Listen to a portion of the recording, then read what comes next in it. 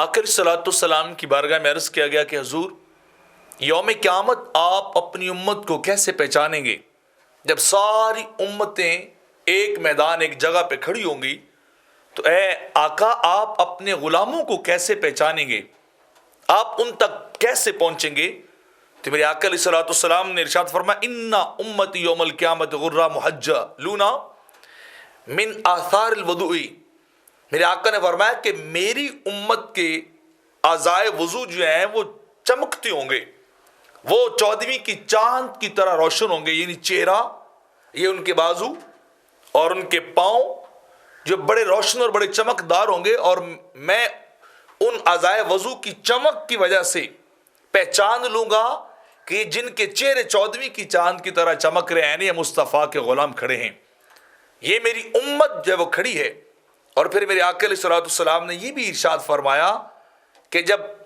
قیامت کے قریب جا کے لوگوں کو ان کی قبروں سے نکالا جائے گا، قبروں سے اٹھایا جائے گا، تو فرشتے آئیں گے مومنین کے پاس، مسلمانوں کے پاس آئیں گے، ان کے جسموں سے مٹی کو جھاڑیں گے، ان کے سروں سے مٹی کو جھاڑیں گے، لیکن جب وہ ان کے اعضائے وضو سے مٹی کو جھاڑیں گے تو وہ مٹی اترے گی نہیں، وہ بڑی کوشش کریں گے کہ کسی نہ کسی طرح ان کی مٹی کو جھاڑ دیا جائے اعضائے وضو سے۔ تو اللہ رب العزت اس وقت ارشاد فرمائے گا یا ملائکۃ لیس ذالک تراب قبورہم، اے فرشتوں یہ ان کی قبروں کی مٹی نہیں ہے، یہ ان کے آخری مسکن یعنی قبر کی مٹی نہیں، بلکہ کیا ہے انما تراب محاریبہم دعوا ما علیہم حتی یعبر الصراط، بلکہ رب کائنات کیا فرمائے گا یہ ان کے اعضائے وضو اور سجدہ گاہوں کی مٹی ہے، یہ ان کی پیشانیوں پہ وہ گرد ہے جو سجدہ کرتے ہوئے لگی تھی انہیں، جو زمین سے لگی تھی، ان کو چھوڑو یہاں تک کہ یہ پل صراط سے گزر جائیں وَيَدْخُلُ الْجَنَّةَ، اور جنت میں داخل ہو جائیں، جنت میں چلے جائیں، حتی ان کل من ينظر الانبیاء وانہم خدامی وعبادی، رب کائنات فرماتا ہے انہیں اسی طرح جانے دو، مٹی کے ساتھ اعضائے سجدہ پر مٹی لگی ہوئی ہے،